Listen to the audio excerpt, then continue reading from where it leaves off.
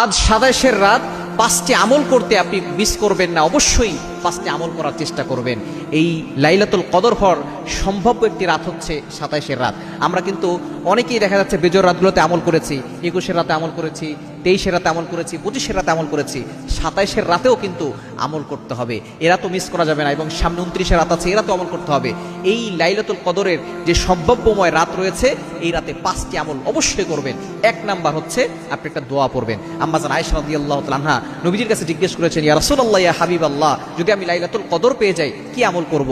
তখন নবীজি সাল্লাল্লাহু আলাইহি ওয়াসাল্লাম বলেছেন, তুমি একটি দোয়া পড়বা, আল্লাহুম্মা ইন্নাকা আফুবুন তুহিব্বুল আফওয়া ফাআফু আন্নি। সুতরাং ১ নাম্বার আমাদের এই রাতে আমল হচ্ছে অবশ্যই আমরা আল্লাহর কাছে এই দোয়াটা করব। এই দোয়ার অর্থ হচ্ছে, হে আল্লাহ, আপনি ক্ষমাশীল, আপনি ক্ষমা করতে পছন্দ করেন, আল্লাহ আপনি আমার গুনাহ খাতাগুলো ক্ষমা করে দেন। এজন্য ১ নাম্বার হচ্ছে দোয়া করা।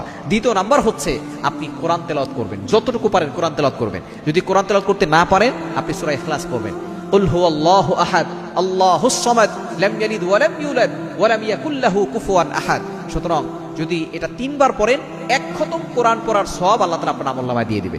যদি কেউ এই লাইলাতুল কদরে অর্থাৎ এই ৩ বার সূরা ইখলাস পড়তে পারে এবং সেই রাতটা যদি লাইলাতুল কদর হয়, তাহলে ৮৩ বছর ৪ মাস প্রতি রাতে কোরআন খতম করার সওয়াব পাবে। সুতরাং কোরআন শরীফ তেলাওয়াত করবেন।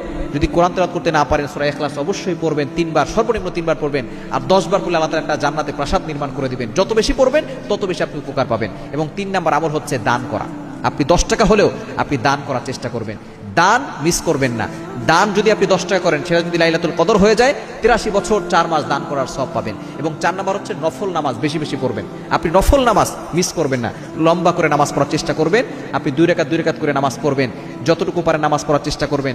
এই নামাজ দেখবেন আল্লাহ তাআলা আপনার সকল গুনাহ খাতাগুলো ক্ষমা করে দিবে।